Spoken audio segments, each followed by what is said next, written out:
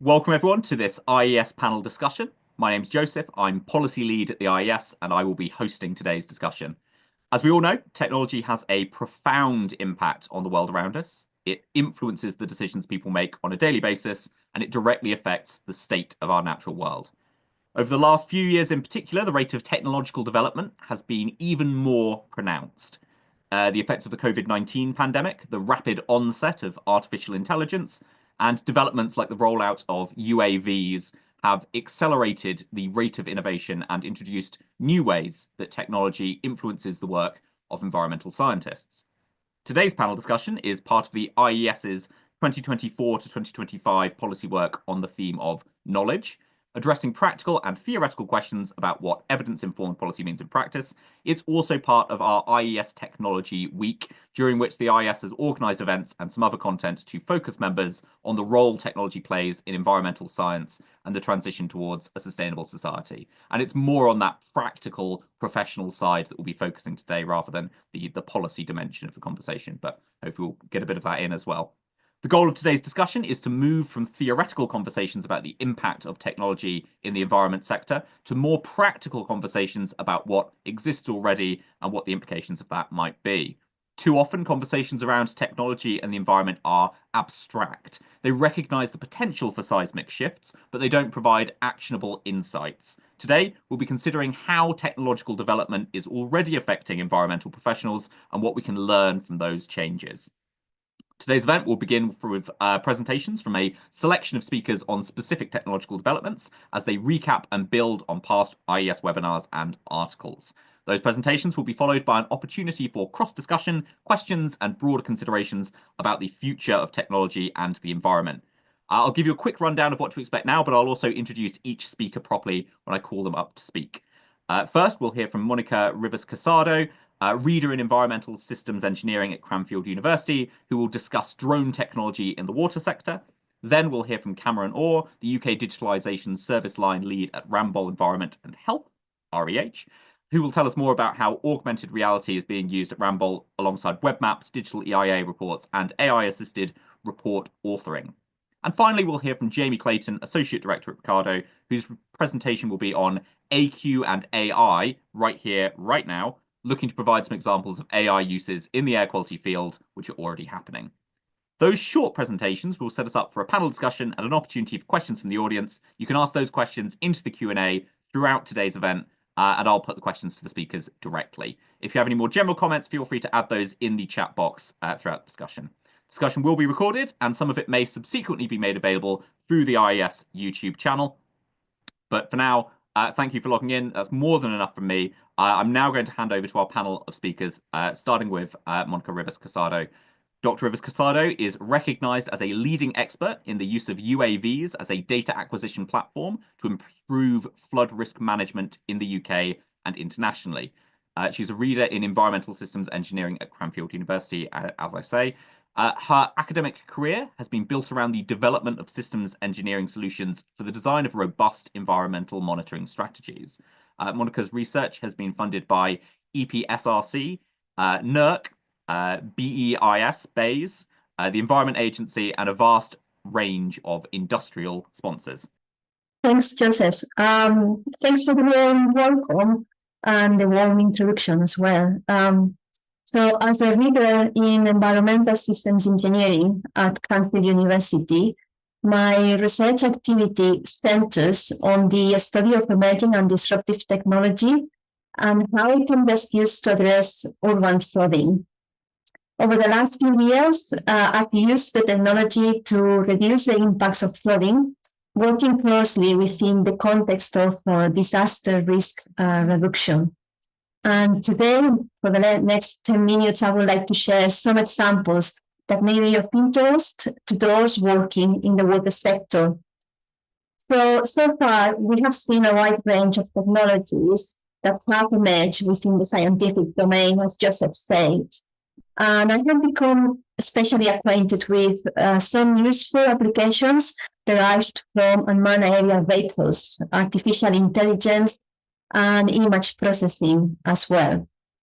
Unmanned aerial vehicles are usually known as drones, which are remote piloted platforms, either autonomous or semi-autonomous, that enable us to collect data in a rapid and on-demand fashion.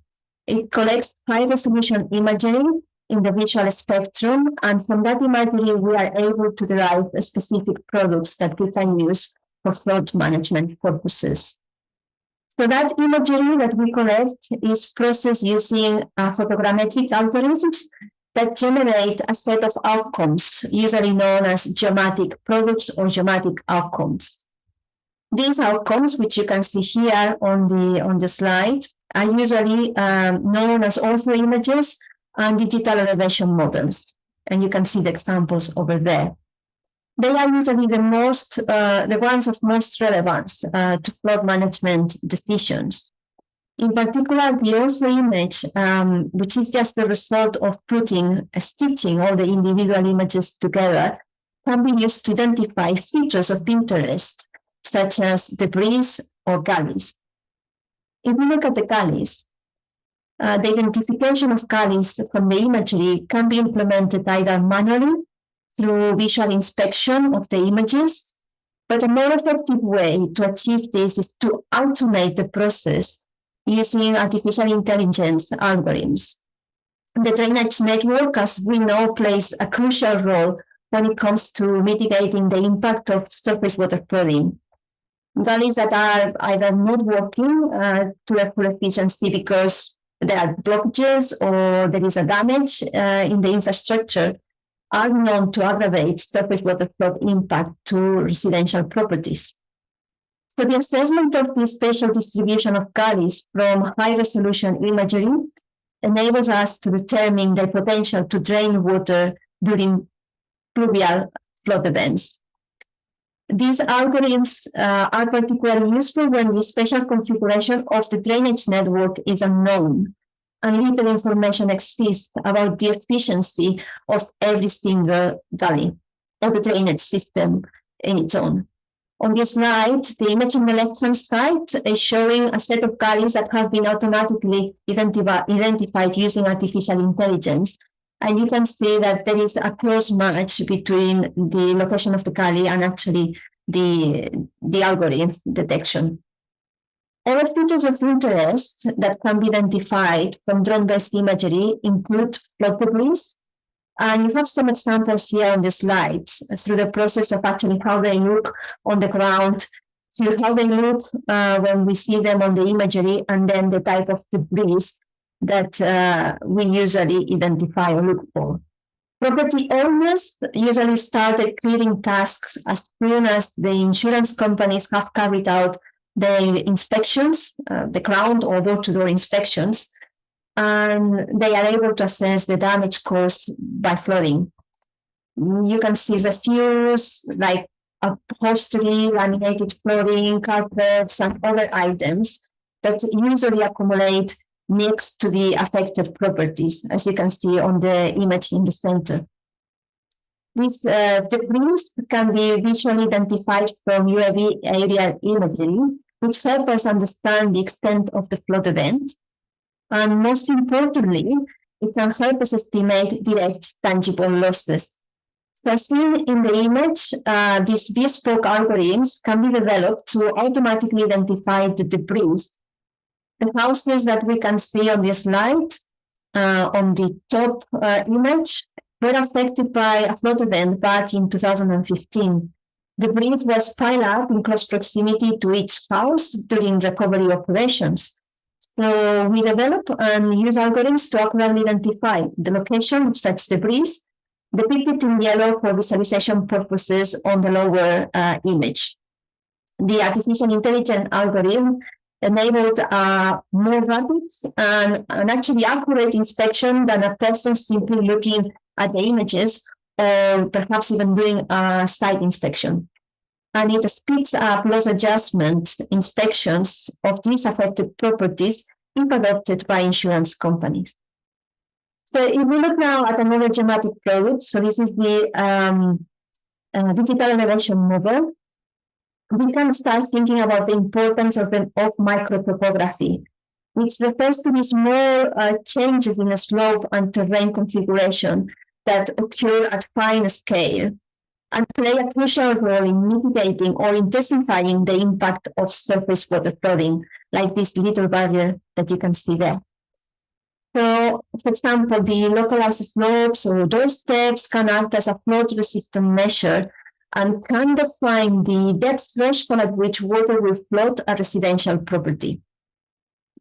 High-resolution digital elevation models obtained from drone imagery allow us to test the microtopography of a selected area, and the detail is such that it's fine enough to identify garden walls, culverts, changes in the slope, and other features that can act as surface water flood prevention measures.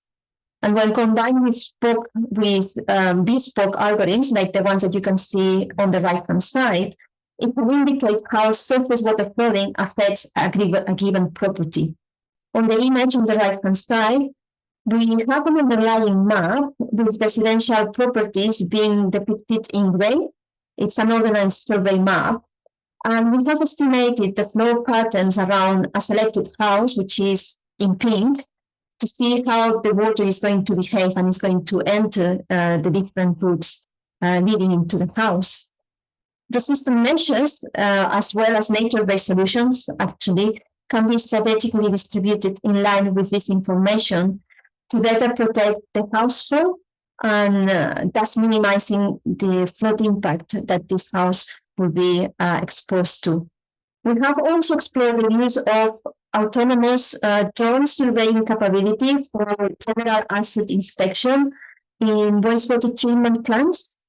The autonomous docking port on the left-hand side, which was designed by Aerotech 8, is set up and designed and programmed to send drones to survey the assets of interest at specific intervals.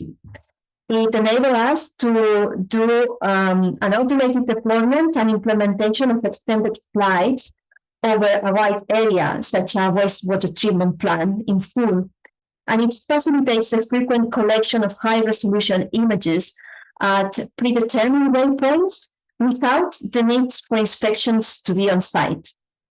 In this way, it provides an integrated solution for the automated and autonomous inspection of assets within wastewater treatment plants. And reaching now the conclusions, next slide, please. A wide range of tools that have been developed and we have developed for water science is really positive and it's a really good thing. But the downside is that they not necessarily work together. They are not actually integrated together. Their efficacy will be improved by merging them together into a system operating towards a common objective, most likely an increase in urban resilience to flooding. If we don't develop that system, opportunities to maximize the benefits of these emerging technologies in flood science and in the water sector in general may be missed. The development of individualized and scale-dependent solution has been characterized by very specific workflows for data collection, processing, and result visualization. And as a result, there is a need to standardize these workflows by reaching a consensus on transferable and fit-for-purpose approaches so that everybody can adopt them and use them successfully. Thank you very much, and that will be my contribution. Thank you, Monica, for what was, I think, a really great presentation to get us started with, not only because it covers so many of those different applications of technology, but because, as you said at the end, it talks about them in an integrated way, so we can really get that systems perspective on how different technological developments can integrate and have cross-relevant impacts, but also how they can unveil other things about systems as a result of doing so. So it's systems via systems, which is always great. And then the bespoke solutions and impact that that's able to unlock. So thank you. And our next speaker is going to be Cameron Orr.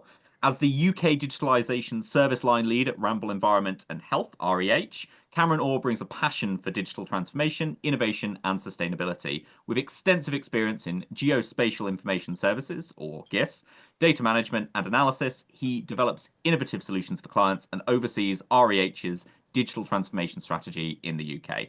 Cameron's also the European Technology and Digital Design Lead for REH Europe. In this role, he connects digital teams across Ramboll, fostering collaboration and implementing global solutions. Cameron will provide an update on how augmented reality is being used in Ramboll today, alongside web maps, digital EIA reports, and AI-assisted report authoring. But I imagine he might tell us all about that in a moment. So Cameron, over to you. Okay, well, yep. Hi everyone, I'm Cameron Orr. I'm going to talk to you today about how we're using augmented reality and related technology advances for environmental assessment. So as Joseph mentioned, this is a follow-up to a presentation I gave in 2021 with Amanda Chan, where we discussed how we use augmented reality on environmental impact assessment projects. You can find the presentation on YouTube if you search for it.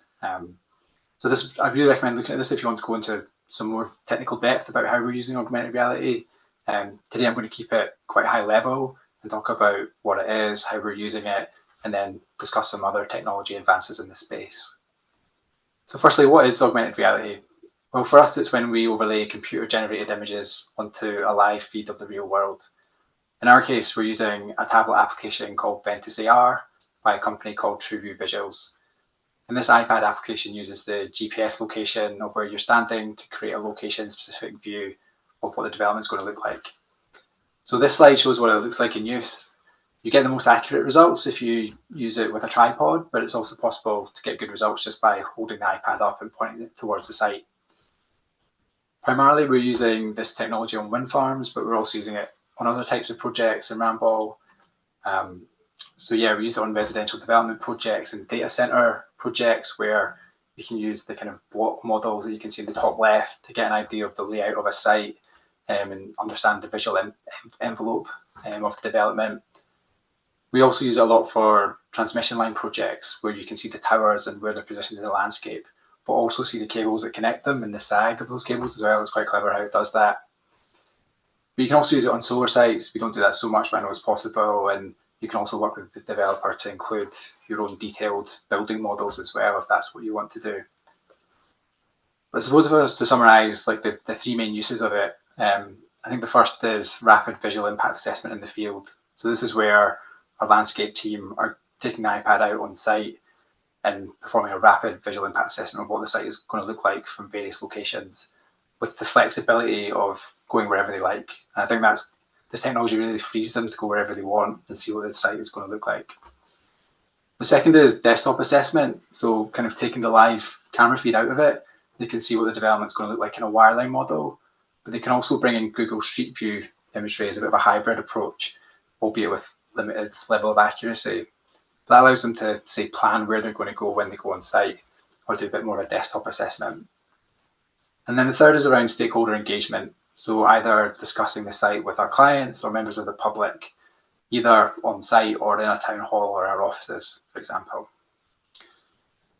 And I suppose how, like in terms of how things have changed since 2021, probably not a lot in terms of how we're using it on projects. We continue to use it and enjoy using it on projects. But I suppose I'm aware of some other groups in Ramboll that are looking at a different product called Trimble Site Vision. And it has a slightly different angle where it's more about visualizing construction data. And there's I suppose, a higher level of accuracy in terms of analyzing where close-up features are. So it pairs with with Trimble's GPS receivers, which offer millimeter level sort of accuracy, which I suppose is critical if you want to know what's under the ground before you dig a hole, and you want to understand if there's any pipes or utilities under there. I'd say like the use of AR is still fairly niche, as it's typically used by a small number of specialist individuals. For example, we don't give these apps out to our clients, and we don't give them out to members of the public, probably because you still need to understand how they work and some of the limitations, and you have to actually be physically on site for them to work. I think we've seen some software vendors prioritize virtual reality over augmented reality in recent times. So, for example, Autodesk have their extended reality platform where you can collaborate in a virtual environment using avatars, which looks quite fun. But yeah, this shift to virtual reality is something we've seen on our other projects as well. So this example is from a recent project that we did with the Scottish Government and Scottish Futures Trust, where we were looking at how technology can improve sustainable planning outcomes. And some of the feedback as part of that process, we kind of learned that linking 2D and 3D worlds can really help people make sense of the information that's being shown. For example, someone might be really familiar with their own city centre, but seeing in a 2D map might be very alien to them. So having that linked 3D view on the right kind of brings it to life for them so they can more easily interpret the data shown. I think reflecting on this kind of approach, actually, I think our ability to create these web browser applications more rapidly has been enabled through the development of low or no code templates that we can reuse as starting points. So this has really made it easy for us to develop these and include them as standard on lots of our projects. Whereas before you would have needed a quite large and sizable development team maybe to deliver something like this. Whereas now one or two GIS experts in our team can quite rapidly put these sorts of applications together.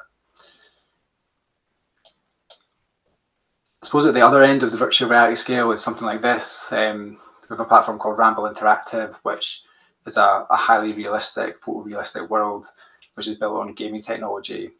And here the quality of the scenes is really quite impressive. And again, these can also be shared on a web browser as well, making it easy to share with clients and the public.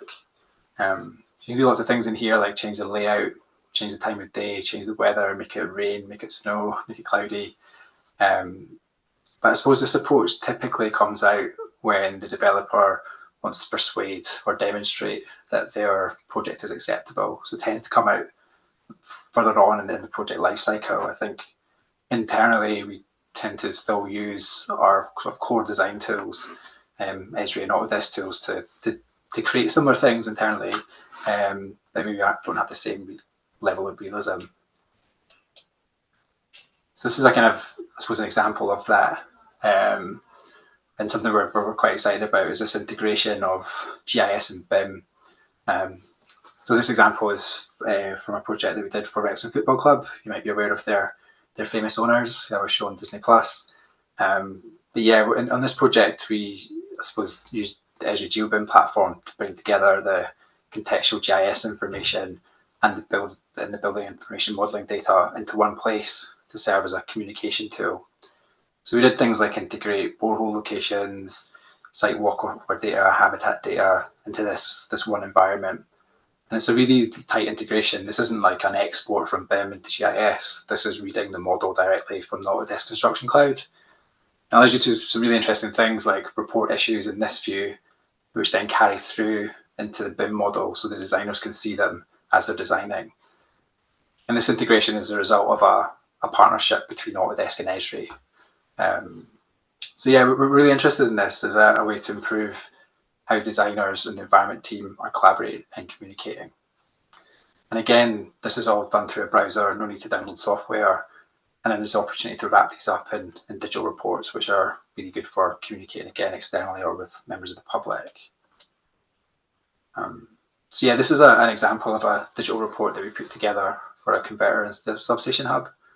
I suppose these have been around for a while, not exactly new. I think our first one was in 2018, so quite a while ago. But I'd say traction has been quite slow. But I suppose reflecting on that in recent times, there has been an increase in these recently, I would say, because of some changes in the licensing model for Esri products. So we can use something called a project delivery subscription to share these securely now with clients, which means we're not just using them for public consultation, but as a way of reporting. So we've got some really interesting use cases of these where they're used as, I suppose, a dynamic document. So projects where we're monitoring change. So it could be a biodiversity monitoring project or land remediation project, where, for example, it's really useful for the client to be able to see, say, chemical analysis from their boreholes as soon as that data is ready in a dashboard.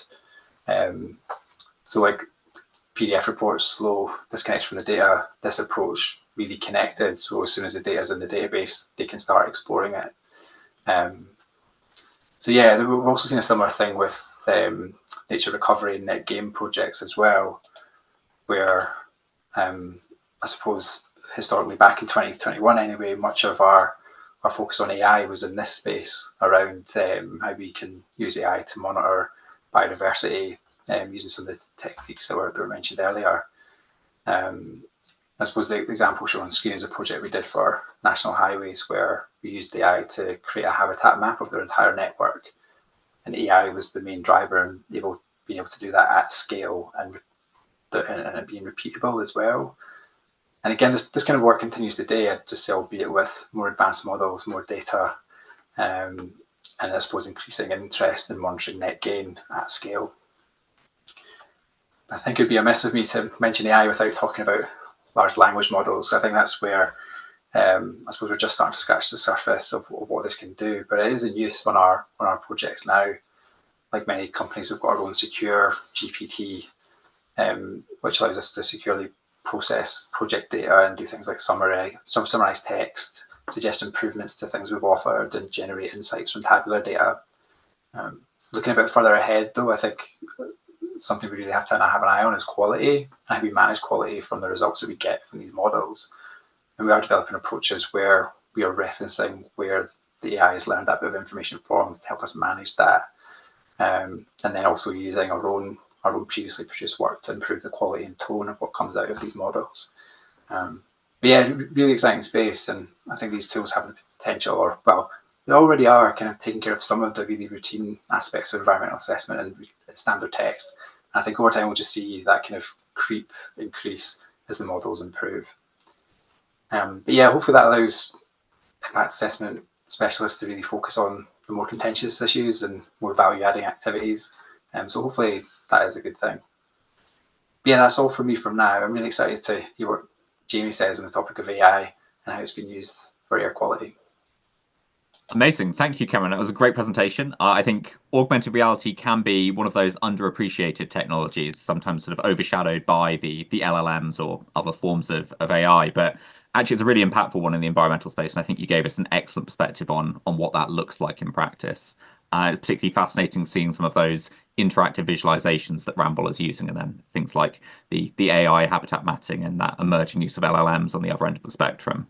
So thank you for that. Our final speaker is Jamie Clayton. Jamie's an associate director at Ricardo. He's worked as an air quality consultant for over 15 years. In his early career, his main focus was assessment through dispersion modeling. In recent years, his focus has shifted to monitoring and improvement measures. He's interested in how the activities of air quality professionals will change in the future due to both technological advances and also prioritization of different topic areas such as sustainability, net zero, or indoor air quality. Jamie's presentation, which we'll get in a moment, will be on AQ and AI right here, right now. Jamie's going to look to provide some examples of AI uses in the AQ field, which are already happening, giving detail on how AI is making things easier and some possible future impacts to air quality work streams. So Jamie, over to you. Hello, thank you for that, Joseph. Hopefully the screen has come up, if you can just confirm that. It has.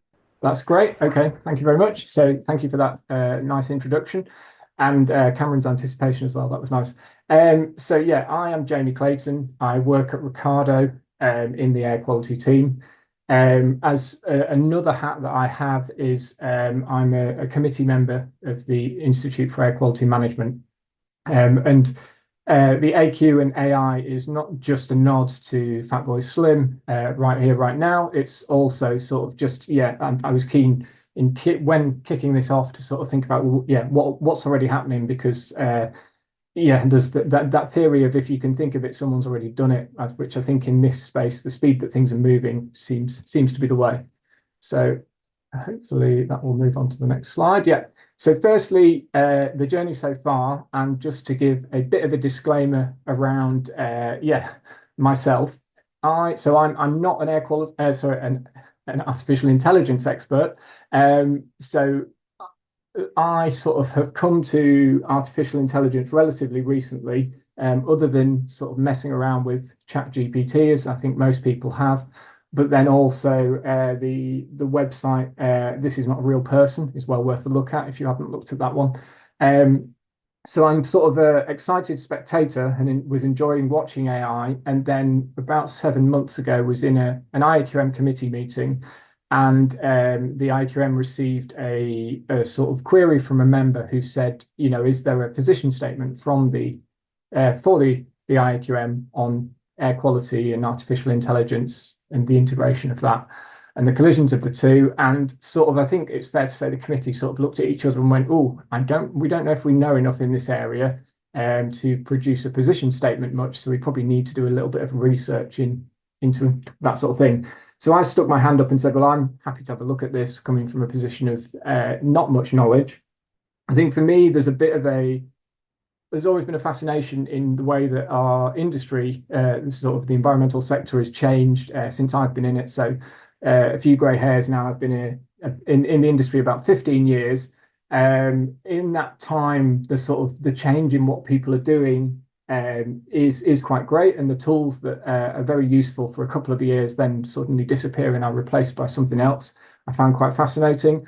Also, what I think's been interesting is the way that as the industry has grown, a lot of our processes and our assessments have become more sort of industrialized and formulaic. And so what used to take someone 10 years of experience to get to, say, as an air quality modeler, you can now get to a lot quicker because all the processes are a lot more established and the industry around it is greater, which is, for me, the biggest indicator of this is just how good grads are coming into our industry now when I compare to what, say, myself had as knowledge already coming into the industry, which I think is a really important point, because there's something around that's great, but then there's also, we need to consider getting back to the actual science of how to do things at points. So, and I think AI sort of feeds into that, and the integration of AI feeds into that quite well. So, sorry, back to the journey. So I came out the IEQM committee meeting, walked downstairs, and the environmental scientist IES journal had just arrived and was perfectly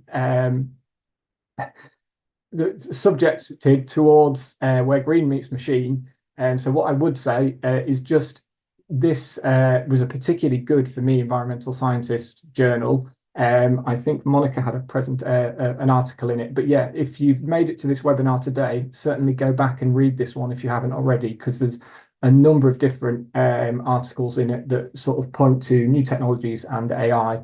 And it certainly was a great read for me on day one of, okay, how do we go about this task for the IQM? So I then set about writing an air quality and artificial intelligence article to open up the topic. So I wrote this and it was published on the 30th of October, sort of deliberately engaging and encouraging people to get in touch, and written quite informally, in the hope that it would sort of, spark people into getting in touch. And I think that's worked fairly well, which is good. But also acknowledging that there's a lot in this, as I know we're talking about use cases today, but there is a lot of sort of philosophical debate in this. And as Cameron touched on, the value of people and what the extra value is that people are bringing that the tools can't do, I think is a really good point. So sort of following on from this, I'm aiming to do a number of other insight articles, one around the right here, right now, which is what's happening use cases currently, then followed by an article that looks at artificial intelligence and automation, and where the line between the two starts to become a little bit blurred. Someone I spoke to pointed out that Spotify AI has very little AI in it, and it's more about sort of algorithms and automation. And so, AI is definitely a buzzword at the minute. Do people want to jump on that? Does it matter if they do? If it's not AI, I think is an interesting thing to think about. Then a final article I'll look at will then be sort of the future. What's happening next? What are people's fears? What can we do to get the best use out of AI and the technology moving forwards? So that came out on the 30th of October, which was great. And we got some good feedback from that. Then just a couple of weeks later, AQUEG, the Air Quality Expert Group, they published their statement on integration and adoption of AI in air quality. So this is a great document to have a look at, whether you're in air quality or another environmental discipline. It sets out the scene on AI very nicely, goes through the different terms and links very nicely to sort of academic literature around that. it then goes through use cases and then goes through the future, which I thought, wow, this is great. This is just what I was aiming to do. But it's got probably slightly more of an academic slant, whereas I think I'm probably coming from slightly more of an industry slant. But I think it's a really good document. I definitely recommend that. So I was getting buoyed at this point by the fact that what I was doing was definitely a relevant subject to be looking into. And then, as if it needed any more sort of establishment and focus, then on the 13th of January, Keir Starmer stood in front of the robots and announced the UK's plan for growth around AI, which I thought for me is really good, sort of showing the speed which things are moving around AI, but also the sort of relevance to society as a whole, as well as our environmental discipline. So I won't go into those documents too much, but I just wanted to pull this one out of the AQUEG report, this diagram, because I thought for me it was quite useful coming at it from a relatively newbie to the topic, which sort of crystallizes well the interactions between data science, artificial intelligence, machine learning, and neural networks, and then provide some definitions. As I say, if you haven't read the AQUEG report, whether you're air quality or not, it's worth a read through. I'm hoping to meet the sort of lead author next week that will hopefully feed into future articles that we're going to pull together for the IQM. So just before I move into some use cases then, so the use cases I've got have come through people who've got in touch with me or people I was already sort of aware of and speaking to. They're not an exhaustive list. They're not an endorsement or a non-endorsement by any stretch of the imagination. It's more just what I'm finding as I'm going round the industry. And if there's others on the call who have interesting things that they think are worth bringing, please let me know. Cameron, it might be worth a conversation, and Monica, with yourselves around what you're doing, because yeah, they sound like good examples as well. So the first one I wanted to just mention was Tranquil Cities. So this is a nice example. It's a sort of startup organisation, which is good, who've collaborated with Southampton City Council and Go Jauntly. They've used machine learning to map a tranquility index through Southampton. The idea being that you can then, when you're cycling or walking, you have a more relaxing journey around the city. The tranquility index draws upon, and I will just have to read these. So it's got land use data, air quality data, vegetation and tree cover, water, noise, and road network data. And then it's used the machine learning to predict tranquility down to sort of individual hexagonal areas, and enable people to choose their route based on what will be most relaxing for themselves, which I think is good.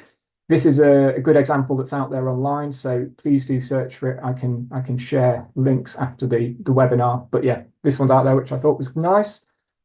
And next example.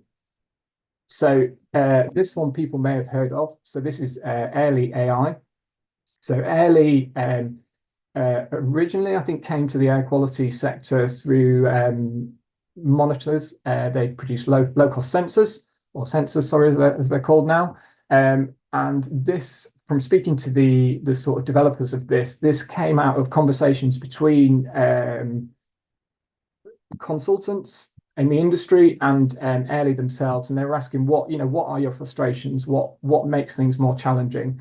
And the feedback they got was that when we're producing our reports, although we know where all the data is, it's quite challenging and can sometimes be quite time consuming to go out and find all those individual bits of data, get those back together and processed as we need to. And so they've sort of put a tool around that to try to simplify the more simple side of the air quality assessments. I think there's an acknowledgement that lots of assessments need there is always going to be an individual and uniqueness to assessments that need to be done, but there is a lot that is sort of can be turn handle processes. And so if there's a way of sort of speeding that up and making that less onerous, that's a useful thing for us to sort of have and think about in the industry. This goes, I think, right to the core of the sort of challenges and where AI might push us, and these sorts of tools might push us in future. And it's, yeah, probably something for us all to think about, I guess. As a final sort of use example, this is a Ricardo own one. So this is similar to, I think, the types of things that Cameron and Monica were sort of mentioning. So this is where we've used neural networks to extend the time horizon on CMAC air quality modeling forecasts using data, a recipe that came from a scientific paper that was in Nature, and we've then taken some of that and helped that to make us extend forecasts for model predictions. I've had a sort of crash course, and so I'll attempt to explain this chart quickly. But basically, the initial sort of time period was a CMAC model forecast. Then when we're going beyond that sort of initial 6-hour or 24-hour period, what we then looked at was taking historic meteorological and concentration data and saying, okay, well, how can we use that with the neural network to then make predictions for a longer term forecast? And so the correlation that stays around sort of there in the 80% shows that as we go through time, although we do get a less of a correlation between the initial prediction and each subsequent time period prediction, it does stay relatively good, which is great that the model and the neural network is predicting that well. The two sort of smaller charts which are in the picture, so the top one shows our initial 24-hour prediction, and then the bottom chart shows a 72-hour prediction and 2 days later, 3 days later, and you can see the similarity between the two is sort of very close. I guess coming back to what Cameron was saying about quality, and also the provenance is the big word that came through from Scott Hamilton, who I spoke to, Ricardo, was then around as you go further, your prediction gets longer term, you then effectively get less and less influenced by your initial model prediction and more influenced by what the neural network is saying. So you sort of converge towards the means of things. And so the sort of 14-day prediction that was given in the paper, I think we were sort of, there was on our team, they were less confident going to that length of time. But I think, again, it's a useful use case to look at. So quickly, I guess, where next? What am I doing next around this? So yeah, I'm keen for further engagement with practitioners because we want to find out in the IQM what's going on across the industry so that we can produce that eventual position statement. Simply through talking to people, I'm starting to get more connected to people who are at the forefront of this, so that's great as well. So yeah, hopefully a insights article around use cases will come out in the next month or so, or a couple of months, and then we'll get on to the more sort of philosophical debates around AI versus automation, and then finally about where things might go. I guess finally, just to say, yeah, thanks for listening, and if you're interested or you think you've got something to say, then please do get in touch because it's good to hear from people. Amazing. Thank you, Jamie. Well, no, thank you, Jamie, for your excellent presentation. That overview of some of that recent commentary and your insights on those AQ use cases was really interesting. But in particular, I really liked your opening framing, which I think was a very useful reminder of the stark reality that even as so much is going on and so many innovative practices emerge, this is still a very nascent conversation, and it's easy to get caught off guard if you aren't prepared for technological change. But now that we've heard from all of our speakers, we'll be bringing the whole panel back in to answer your questions. As a reminder, if you do have any questions, you can submit those in the Q&A box throughout, and we'll try and select some of the best questions to put to the panel. I can see also that we've got a hand up from Steve. We might really sort of stretch the limits of our technological skill in a minute and see if we can get Steve to ask that question live. But first, I'd like to start with I know there's quite a few technical questions, so I'd like to start with a more general question to ease us into the topic.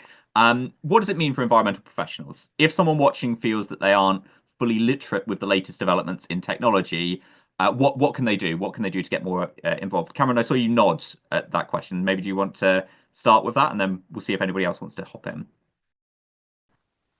Yeah, no, I suppose it depends on the organisation you're in. I think within Ramboll, certainly we've got recognised digital teams, which I suppose their role is to suppose lead the way and provide the support to enable these technologies within the business.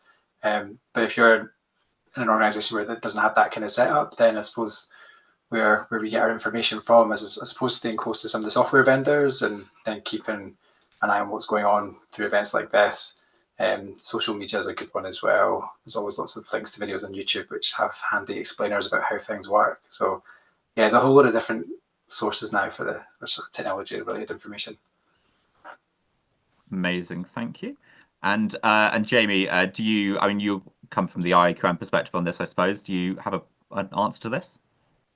Yeah, so despite us talking about technology, I think for me the big thing is talking to people on these sorts of things. So there's a lot of information out there, and a lot of people are keen to talk about it and show what they've done. So as Cameron said, keep into these sorts of debates, but then also the AQUA report is definitely worth a read, and certainly, I'm happy to have a conversation with anyone, but then I think so one thing that I would actually stress as well is that us in the environmental sector or in our little teams at organizations, we can sometimes forget about the wider sort of business areas of our organizations. And so I've found talking to some of the other teams at Ricardo has been helpful, and indeed talking to people in other parts such as IT, they often have, you might have people in your organization, you're just not directly linked to them at the minute. So I'd encourage that as well. Amazing, thank you. So Steve's hand has gone down. I don't know if that's because Steve feels the question was answered. If you want to try and stretch technology and answer it, we can do that again in a second, Steve. Just pop your hand back up. For now, I'm going to go to some of these technical questions we've had through. And Monica, the first one's for you. Do the UAVs that you work with have a bespoke flight control stack, or do you use open source stacks like PX4 or ArduPilot? So it depends on the mission that we are going for. Usually it's bespoke for the specific drone, but it varies. It depends on the complexity of the mission. Perfect, thank you. And another rapid fire technical question, this time, Cameron, going to you. How accurate is AR, augmented reality, in those large scale projects involving below ground construction and below ground water construction? And the questioner gives an example. How effectively could it help avoid damaging utility lines, assist with proper excavation planning, or, for example, support efforts to prevent groundwater contamination? So how good is it below ground? Yeah, sorry, so that was the thing I was just quickly looking into, because I'm not too close to the Trimble Sight Vision product, but from what I can see online, it states an accuracy of between 4 and 12 inches, which probably is relying on having one of those highly accurate GPS receivers.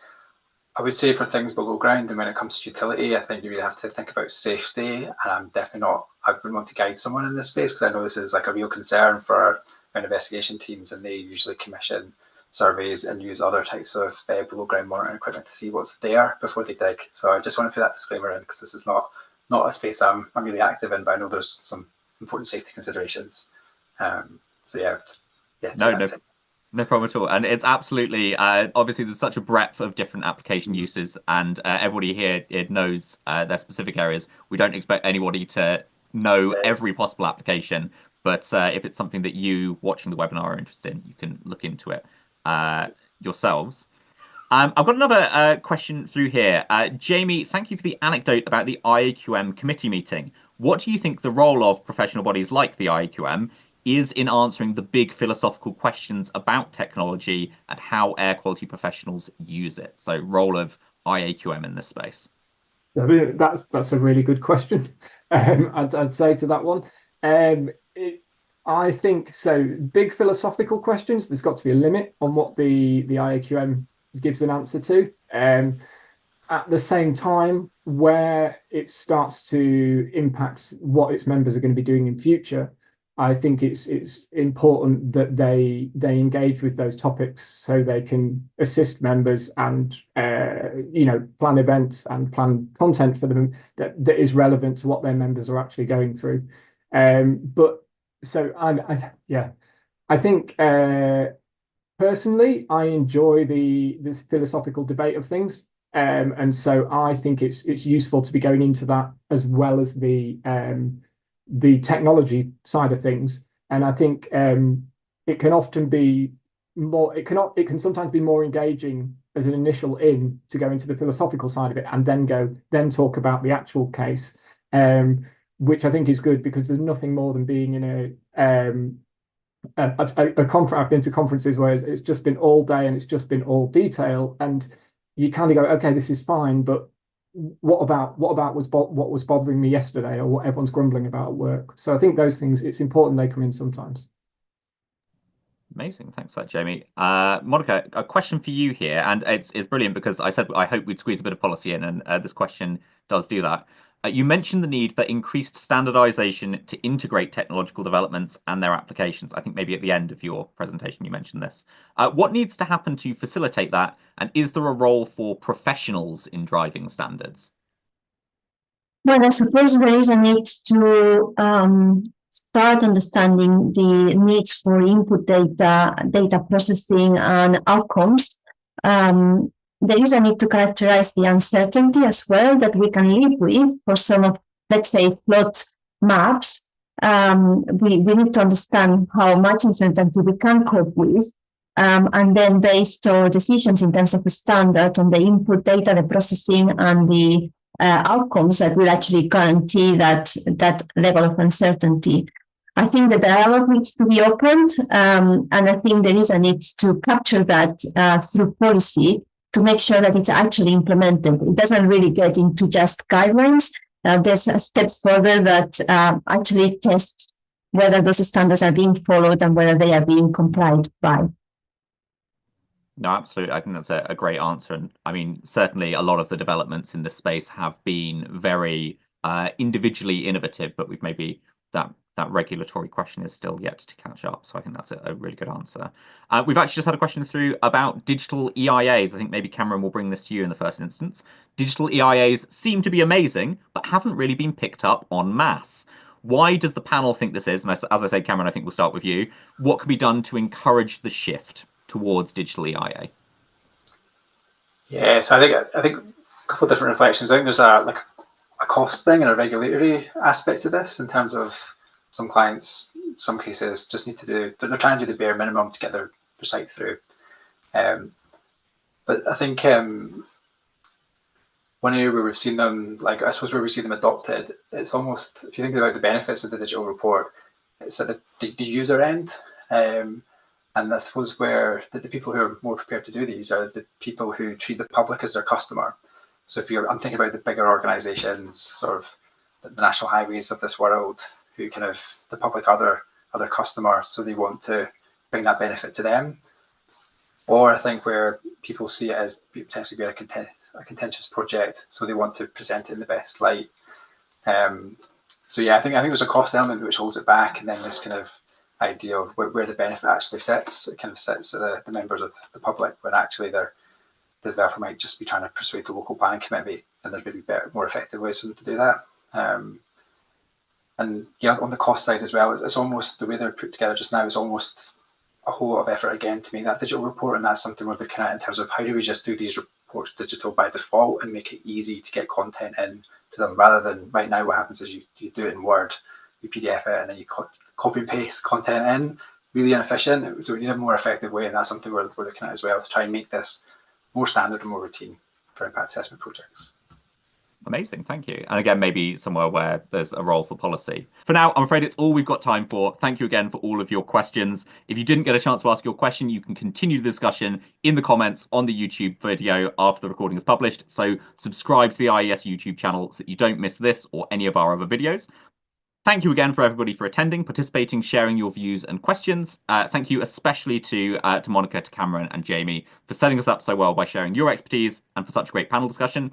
If you found today's discussion useful, we have a few more events lined up over the next couple of weeks, including another webinar as part of our IES Technology Week, where we'll be looking at practical questions around technology in artificial intelligence and impact assessment, the state of the art and the art of the possible. That webinar is taking place on Thursday, the 30th of January. If you want to pick up on more of those state of the art EIA questions around artificial intelligence.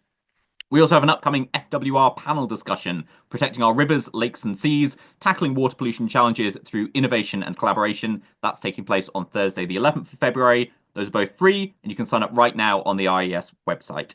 If you're interested in either the Environmental Scientist Journal or the Insights article that Jamie plugged during his presentation, both of them are open access. You can find them on the IES and the IAQM websites, respectively.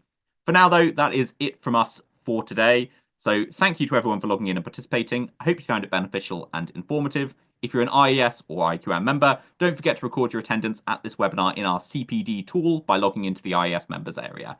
As I've said, the discussion's been recorded and most of it will be made available on the IES website and YouTube channel.